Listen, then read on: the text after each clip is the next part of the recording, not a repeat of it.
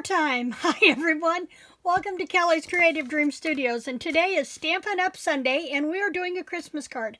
Now I found this adorable card idea on Pinterest by Margi Stamps, and I went looking for something that I could use the Eden's Garden Designer Series paper on. And let me see if I can get this to turn to cooperate. Of course not.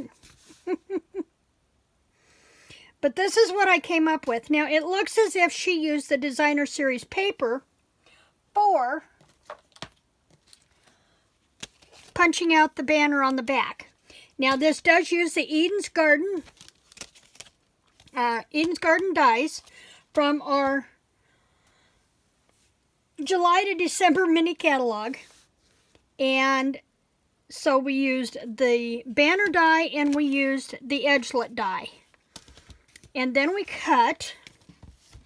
Now I didn't have the ribbon because it's been back ordered, and I didn't have the sentiment that she used, Happy Christmas, but I thought that may this special season be wrapped in love and joy was perfect from our Perfectly Plaid stamp set.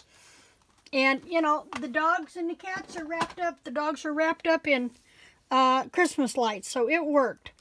So let's put one together really quick. I started with Evening Evergreen card base. And then I cut a piece of the Designer Series paper from the Eden's Garden. And I'm using snail this time. I don't hardly ever use snail. I'm not spending a lot of time in the studio. I have a sick kitty cat. She's barely been able to eat anything and keep it down since Friday. And so I'm just kind of babying her till I can get her to the vet tomorrow. Hopefully Dr. Mike can see her.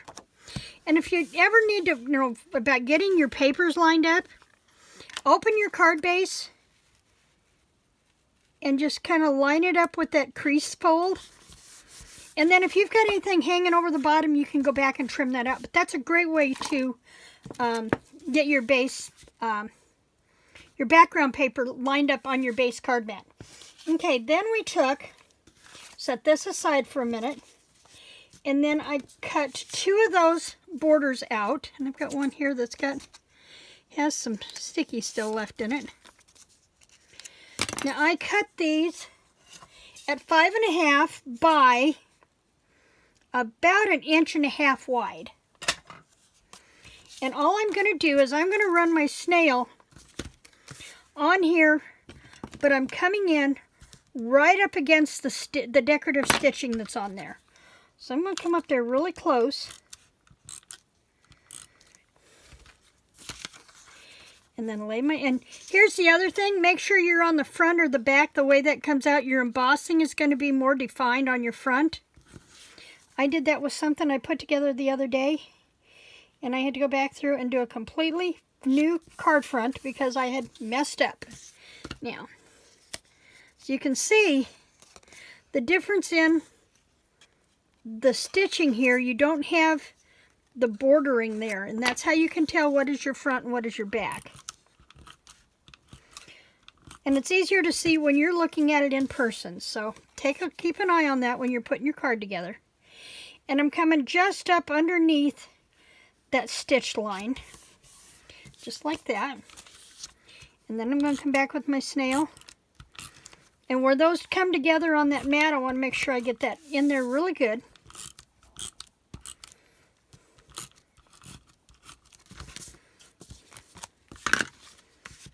And then we're just centering this on our card front, just like this. And that little bit of gold that pops up is perfect for helping to bring out the dog and the stars. And I didn't have that quite level.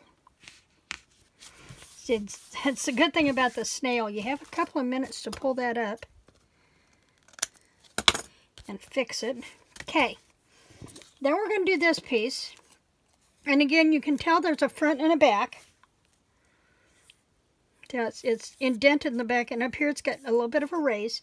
And what I did was I did this with dimensional. So before we put that in, let's go ahead and put this on. And I put my dimensional or my adhesive on the front of the banner. And then we'll come back and center this on the banner just like that. And then we're going to come back with a couple of large dimensionals.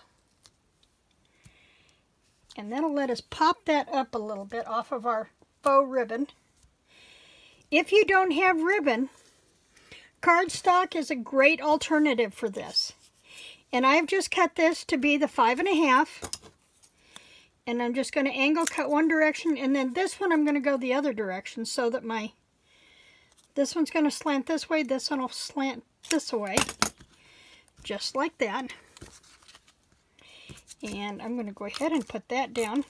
Now if you wanted to add a little bit of extra dimension, if you have an embossing folder, run this through the embossing folder first. And we're positioning this down here. We want to come down below, whoops. Guess I need to see where my points are at. Want to come down low enough that when we put this on here, we don't cover up our box. And then we'll try to center this on here just like that. And that's all it takes to make that card. That quick and easy. Everything works on the 5.5. This one, to do your paper, you're going to want to cut, see this one is already cut perfectly. These are cut similar to repeating patterns on fabric. So if I go through and I cut this off, let's see if I can find a piece of, well, if I use my ruler here, this will work. Then if I cut this off just below where the dog's paws are at, just below, like barely a 1/16 of an inch, that's going to start the repeat for the next band if I wanted to make another card. And let's see, out of this one, you could physically get 2, 3, 4 cards out of a sheet to do that. But aside from that, everything works on the 5.5-inch measurement for your card base, your card mat, you're cutting your strip, and you just want to make sure that you cut this. If you cut this dog as close to that ear as you can without cutting his ear off, then you can go over here and cut this one, and it just clears his ear on this side. Your ribbon is cut at 5.5. You can cut it 1/2 to 3/4 of an inch wide, depending on how wide you want your ribbon. And then this was actually just cut from using the measurement from the die, and this one as well. So that's all it takes to make those 2 cards. Thanks to Margi Stamps, and I will link her directions down below in the description box. I may have plenty of cards for this year, but I'm starting on the ones for next year. I will be back here on Tuesday for day 2 of the 5 days of Christmas with Dear Julie and Kara Brandon Creations.